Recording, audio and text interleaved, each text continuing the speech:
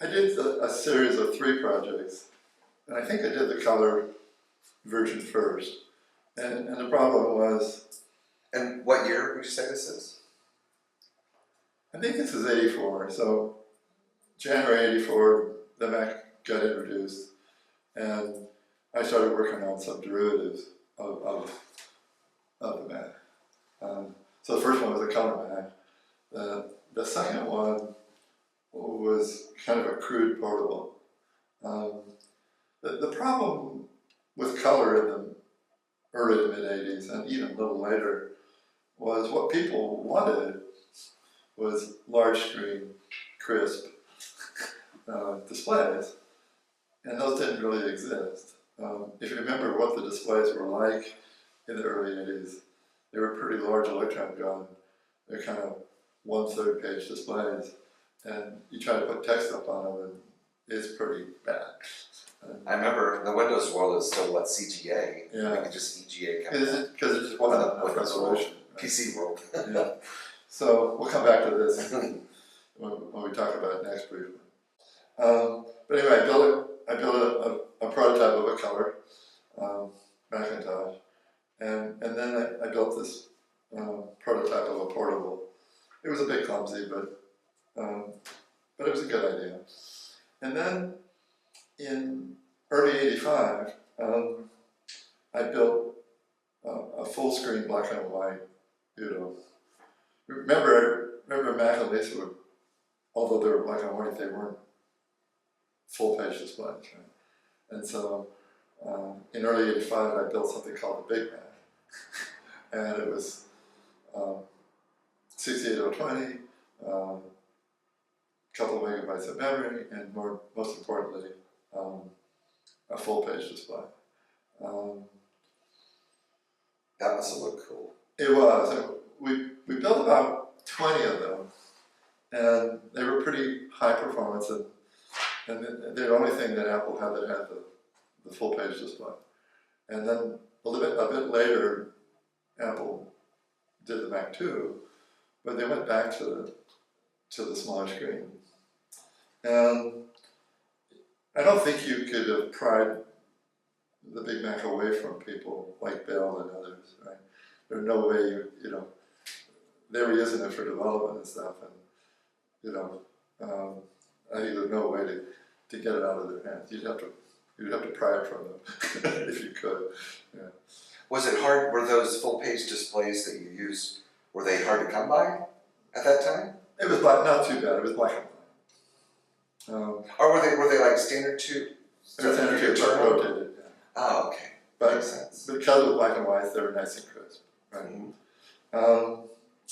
And that was, like I said, the first half of '85. And my thought at that point was that Apple should take that product to market. In other words, take this prototype, do an industrial design, put some plastic around it, build a product that's black and white, full page display, and go for it. So, in parallel in '85, there was this little downturn in '85. Steve was talking about, the Macintosh unit forecast is going to go up, up, up, up. That didn't happen, right? Because there were only a couple of apps, and I think he kind of forgot about the S curve, right? And what happens is when you only have a few apps, everybody who wants to buy one buys one. And at some point, sales is sluggish because people are waiting for third-party apps. When the third-party apps show up, and you have 10 or 12 or 15 apps, then sales can take off. So you have this sort of S curve thing. But Steve was talking about unit sales like this. And at the point where it started to separate, that's where Sculley and Steve, butted heads. Right. And Steve kind of lost his job running the Mac division. Where they came out with MacWorks XL. Right. It kind of made the transition from being a Lisa operating system to a machine running. Were you involved with that at all? Or? Not too much. But it had the benefit because it was running straight Mac OS, you could configure the Lisa with a little less memory, and you could bring the price down a little bit. And I think compared to the original Lisa, being at $79.95 or something, I think it was like $39.95 or something. And I think they've gotten cheaper, but I think they also built a version with just a little less memory, and that helped bring the price point down. Although it may be clumsy, you didn't have to have a hard disk with the Mac XL, right? You could just have a Lisa with floppies, and just like a Macintosh. It's just kind of like a Macintosh, but bigger. Right? What did you think about, if you did? I mean, do you have anything as far as what happened with the Lisa, as far as it now being then rebadged and then kind of less emphasis on its own operating system and running MacWorks? What do you think about its well, I think future? I just think it kind of faded. And did you kind of think that, oh, this computer is going to go away because of what's going on? Eventually it did, because it didn't make sense to continue, right? But I had built this single page portrait, full page display machine, but C gets pushed out, and Jean-Louis Gassée comes over from being the country manager of France to Cupertino and takes over the Mac division. I want to say June of '85. I don't remember exactly, but May or June. Steve had already been pushed out. Steve went off to Italy for a few months. I don't blame Jean-Louis, but the problem was Jean-Louis took over the Mac division, and I think sort of naturally he wanted to start new things with his name on it, and he wanted to push things forwards. And the problem was the prototype I had built was pretty far along, because we had built like 20 of them, and it had a fair amount of momentum. And I think from his point of view, it had Steve's name on it, my name on it, and it was too closely associated with the past. So he wanted to kill that. So I went to Sculley and said, well, we really shouldn't kill this. We should take this to market. And John said, nah, whatever Jean-Louis wants to do, we're going to do that. I'm not going to go around it. Right? It had gone too far in the old regime, right? And Jean-Louis wanted to kind of reset everything and take things forward. And that's why the Macintosh 2 didn't come out until mid-'87. Because it had to start from scratch. Yeah. While Steve Jobs was still at the company, so he saw some of these Big Macs? Yeah, well, so anyway, he comes back from Italy. Okay. It's now mid to late July. He's there, but he doesn't really have a role. I talked to him about it. And then in August, a couple of times, the five of us, Steve, myself, Bud Tribble, George Crow, Susan Kelly Burns, and then Daniel Lewin. Daniel's the one that is the CEO of the Computer History Museum. So Steve plus the five of us are the ones that founded NeXT in mid-September. So Steve had a place up in Woodside, nice place, and we met up there, occasionally, and talked about, this isn't really working, maybe we should go start a company. Now, in reality, probably what should have happened is somehow Steve probably should have worked things out with John and others, and we probably should have stayed. That could have been internal. We probably just should have stayed it up and done something new at Apple. But, Steve had essentially been fired, although he's still working. He didn't really have a role. So, I don't know how many times we met. We met a couple of times in August, early September. And then we're coming up on the board meeting, mid-September. Now, for fun here, the rules apparently were second Friday of the third month of the quarter. So third month in September, second Friday fell on Friday the 13th. Somebody, probably Sculley's assistant or something, decided, let's not do the board meeting on Friday the 13th. Let's move the board meeting to Thursday the 12th. So, way in advance of the board meeting, the board meeting was on Thursday, not Friday. So we got together at Steve's house Wednesday evening, had dinner with him again, and he said he was going to go in the next day and resign. Now, something happened. Obviously, none of us were there, right? I mean, Steve went to the board meeting. Something happened there that I still don't understand today. So you need to realize, he goes to the board meeting, Steve resigns, and he tells the board he's taking a handful of people with him. I don't know if he said a handful or five, it doesn't matter, there were 5 of us.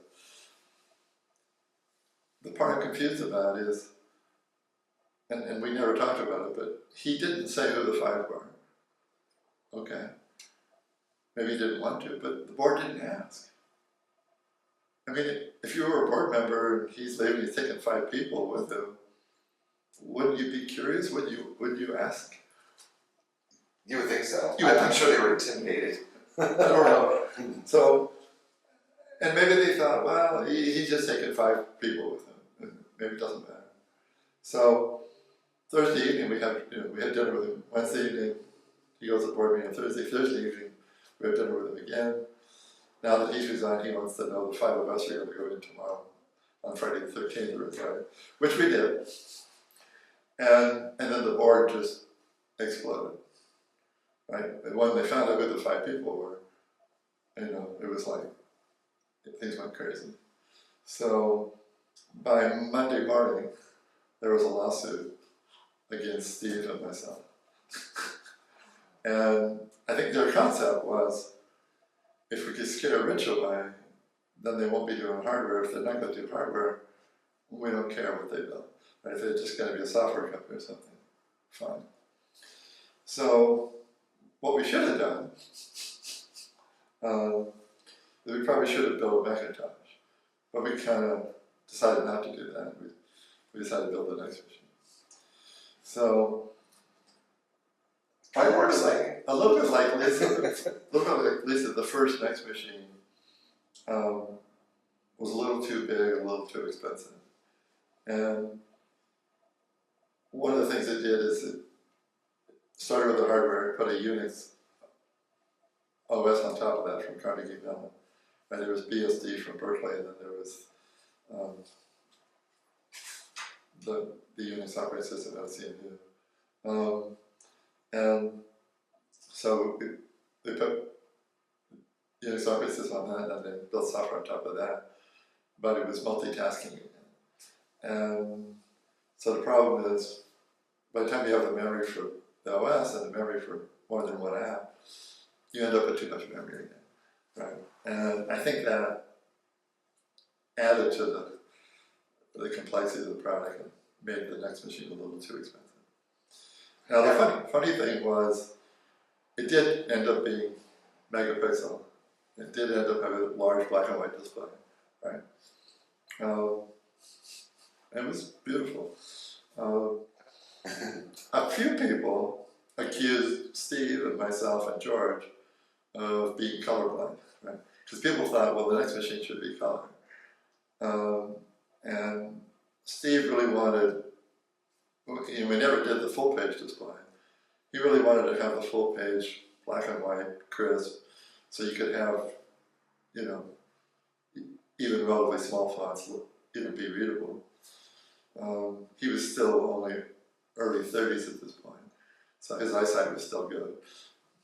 And when the CEO's eyesight is good, that says you can have small fonts, right? And it wasn't until the late 80s, 89 or so, we started working on the color next machine. And by the time we get to 89, 90, the color displays were good enough that you could literally put a full page up on it and have it look pretty decent.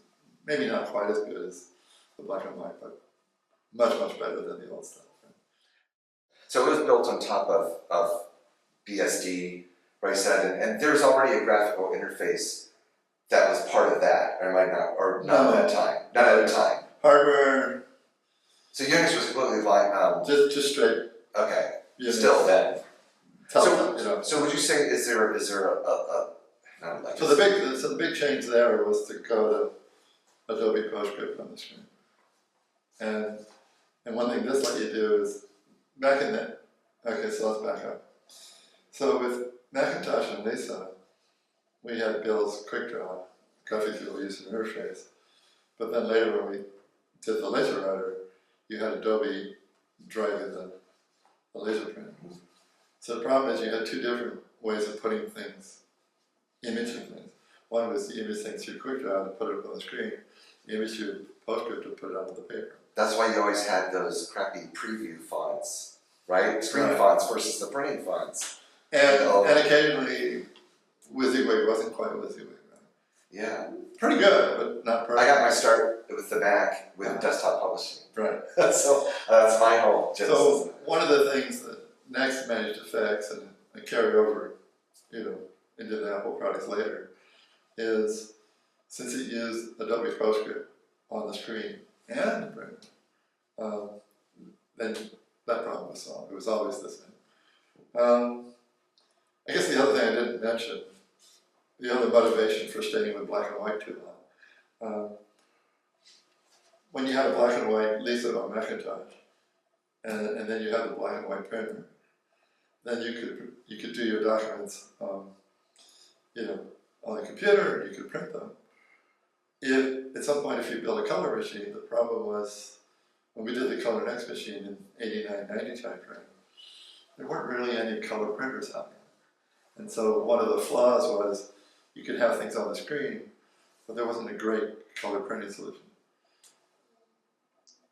Some crude color inkjet printers were starting to come into the market, but the thing that Steve wanted was a color laser printer, and that was a few years off. But you really want a computer, a screen, and a printer to all have the same imaging model and be able to have the same capabilities. So you really want something like Adobe PostScript, and you want everything to be color, right? But that wasn't really possible until probably 93 or 94 or something. One of the things that would set Steve off, Steve was very adamant about computers and desktop publishing and printing. And when the laser printers came together and Apple started shipping the laser writer, Steve felt like, all impact printers should be ground up and thrown into the trash, right?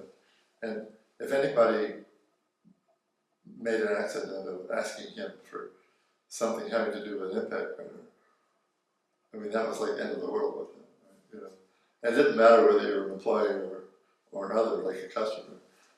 I saw him a couple times yelling at customers because the guy's obviously brain dead, he doesn't understand. Throw your impact printer away and move to laser printing. They cost as much as the car. I know, but he saw it so clearly that the world's going to move. Everybody's going to have a laser printer. So that's where you got to go. Right? Just throw impact printers away. But what you really wanted was a color machine, color printing, and it to be laser. Right? Were the things learned, by you, Bill Axel, stuff on Lisa, then the Mac, and you brought into NeXT too? Well, I guess the thing that maybe the team didn't learn was that, and maybe it wasn't so obvious, but Lisa really stumbled because it was multitasking, right? And then when they built the Macintosh, it got simpler. But then the kind of decision was made to go back to try to support multitasking again. And even in maybe 86, 87, maybe that was a mistake. Right? So they might... It wasn't the only reason that the NeXT machine got more expensive, but it was a contributor. Right?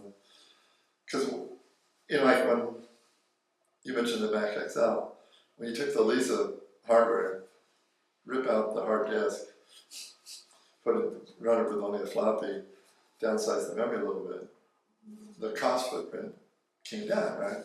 It was still a little pricey, but the Mac XL made a decent Macintosh. And then the hard disk becomes optional, right? The more memory becomes optional, right? It's better for the customer if he can add these things if he wants to. You don't want to start too high, right? You could argue Well, if you have a few years, you could grow into it, but in the NeXT didn't really have that much time. So, which could maybe helped it not succeed, if you will, from a market standpoint. Ultimately, though, I guess that sophistication and all that of NeXTSTEP, though, then it went on to save Apple in many ways, I guess you could put it. So it kind of failed too much too soon, too ambitious. So maybe it failed around 91, 92, but 8, 10 years later, it hit the sweet spot, right? When 2 generations of memory later, the memory's pretty cheap, and you can easily get 64, 256 megabytes for not too much money. From a computer history standpoint, and now everybody has gigabytes of RAM and hundreds of gigabytes or more of disk, right? So the world has changed a little bit. If we roll the clock all the way back to the early 70s, I have something for you. Okay. When I was at Fairchild and I was doing test engineering, there was a bunch of different projects I worked on. But Fairchild built a copy of the Intel 1103. And so if you wanted to buy the 1K DRAM, you could buy that from Intel, or you could buy it from Fairchild. And it was a 1K bit DRAM, and it cost $99. So $99 divided by 1,000 comes out to 9 cents a bit. I don't know, depending on your perspective, it's either pretty cheap or compared to today, it's really, really expensive. Right? But at the time, it was relatively cheap compared to core memory, because the predecessor was core memory. Mm-hmm. So it was before my time, but there was core memory, and then there was a project floating around the industry called 1101, and it was a 256-bit DRAM. And I don't know why, but it failed. Maybe it was too expensive per bit. I don't know. But they killed that one, and then they built the 1103, which was 4 times bigger, and it was the 1K. And Intel and Fairchild were selling it for $99 a piece. And compared to the 1103, the original 4K was much, much easier to use. And then 4K gave away to the 16K. 16K gave away to the 64, and they were all kind of compatible. And at some point, I think maybe the 256-bit, they dropped down to 3.3 volts. And these were all, as you call them, dynamic or... they're all dynamic RAMs, yeah. Which dynamic was the better, what you term? It was larger. It was one transistor. Like I know in the early days, like the Altair, its RAM boards weren't very good because they were static, is that right? Yeah, well, I don't know about very good one, but static memories end up being about 1/4 the size, just because of transistors. And not as reliable. So the dynamic reliable, but it was just, if you were looking for a large memory, static memory wasn't the way to build it. Right? It was easier to use, but you didn't get as much memory. So what's interesting, is the world was started off with the 1103 in sort of 73, 74 time frame. Then once every couple of years, we moved from 1K to 8 gig or 16 gigabit. The world has changed a lot in the past 45 years. I don't know if you know the name Henry Singleton. No. Okay. So Henry had founded Teledyne in '57 with Kleiner Perkins. And he had gotten a PhD in electrical engineering out of MIT. So he was a technical person, but really good on the business side. And he'd grown this business up, and he enjoyed, let's say, the Cold War, and I guess the Vietnam War. And he did, in the 60s, early 70s, he did really well. Right? And he built his company up, and when I met him around the end of '79, he was already worth $2 or $3 billion. Was Teledyne, did it have something to do with the government then? With like They military? did a lot of defense stuff, and he owned Defense he owned a contractors. quarter of morale systems, and he had his fingers in a bunch of places. But let's just say the Cold War was good to him. Okay, so late '79, he lived in Southern California. He's on the way home. He drives past a computer line dealer, and he sees this banner up on the computer line store, and it says personal computer. And he understood what a computer was, but he didn't, he didn't really understand what a personal computer was. So he goes in, and each computer line dealer had one Apple II. And maybe they had two, but most of them had just like one. And the idea was the dealer would take an order from Apple II, and then Apple would, FedEx one down in a day or two, and the person would come back to the store and pick up their Apple II. I think what Henry did that evening was, he paid a little more than the retail price, and he took it home. That was like The floor model, yeah, the one that. it reminds me of Smokey the Bandit, where he's trying to buy the Trans Am, and he's like, no, faster than that, right? So I can imagine, Henry peeling off $100 bills until the guy says, yeah, I'm making that up, but, Anyway, he walked home with the Apple II. So he comes up to Apple about 6 weeks later, and he buys a big chunk of Apple, I think 14%, for $14 million, pre-IPO, because the valuation at that point was $100 million. So Henry puts his money in, like I said, I don't know the exact numbers, but I think 14 million, 14%. He gets a board seat, and he starts coming to board meetings. You have to remember Henry's a business guy, but he's technical. And he wants to play with the Apple II, and he wants to program and stuff. He's focused on the product, not so much on the company. And so apparently, he was going to the board meetings and he had all these questions. So one day, Mike Markkula gives me a call.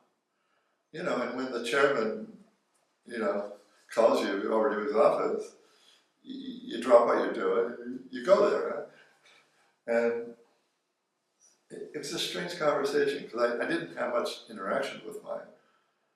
But I'm talking with Mike for a long, long time. And I say to myself, well, he wants something, but I don't know what he wants. And he's kind of dropping some hints. And then it took me a while, but then I realized, oh, he wants me to help Henry. Because Henry has all these questions. The questions don't belong in the board meeting. He wants to get Henry and the questions out of the board meeting so the board meeting can just be a normal board meeting. So it took me a while to figure out that's what Mike wanted. I never asked Mike about this, but I wondered, well, why did Mike just say, could you help Henry, right? Because he didn't do that. But once I realized what he wanted, I said, yeah, I can do that. And the only thing I can think of is, I guess he was afraid I would say no. Not that I would have, but, I guess maybe he was afraid that I'd say, well, I'm too busy with everything I'm doing with Wayne and Steve. I don't have time, right?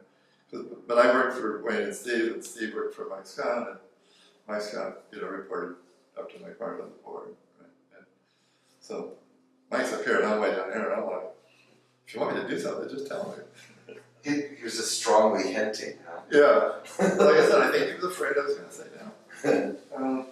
Maybe he thought it wasn't like he shouldn't do that. He shouldn't try to make you do it or whatever. Yeah. And so the reason I mentioned that, something similar happened to me many years later. So it was end of '79, early '80 when that transaction happened. We get to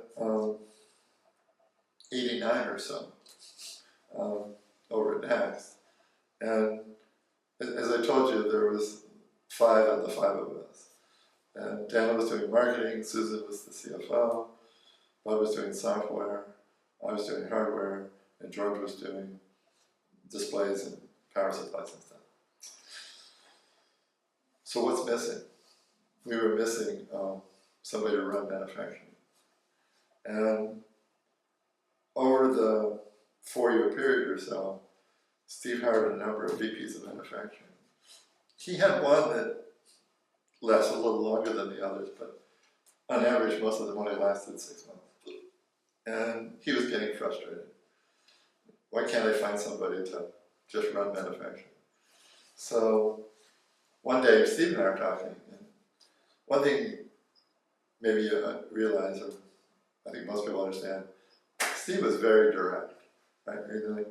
When I met with Steve, it would be unusual for me not to understand what he wanted in the first 3 minutes. And 5 minutes would be a long time. If I'm talking to Steve for 5 minutes and I don't know what he wants, I would call that unusual. He's kind of in your face and very direct. And this one Monday afternoon, I'm talking with Steve, and the conversation's going on for 30, 40 minutes. And he wants something, but I don't know what he wants. And it's not like I'm stupid. And after like 45 minutes, I realized, oh, he wants me to run the factory. But since I had a full-time job, I guess he was kind of afraid I'd say no, right? I guess he imagined, well, Richard would say, no, I'm busy, right? And so once I realized what he wanted, I sort of quickly said to myself, all right, I can have 2 jobs, and that'll be a little harder on me, but Steve and others will relax a bit, and he'll be less stressed out. So even though I have to work a little harder, it'll actually be easier for me and everybody else. So you did it. So I did it. And, when you're living through something, at the time you're going through it, you don't really, sometimes you don't understand everything that's going on, right? And what I didn't understand, I think, was there was Steve and there was the 5 of us, and then there are other people that got added. And one of the people that got added was the VP of manufacturing. I always thought back then that the stress between that person and Steve, that was what was going on. What I didn't realize was that person was having a hard time with the 5 of us too. In other words, the five of us maybe not as bad as Steve, but the 5 of us are not wimpy people, right? And so what I realized much, much later was that person was having trouble with Steve, but they're also having trouble with the 5 of us. If they were trying to negotiate something or whatever, they found us pretty demanding, because we wouldn't be in that position if we weren't, on multiple levels. weren't pretty flexible. Right?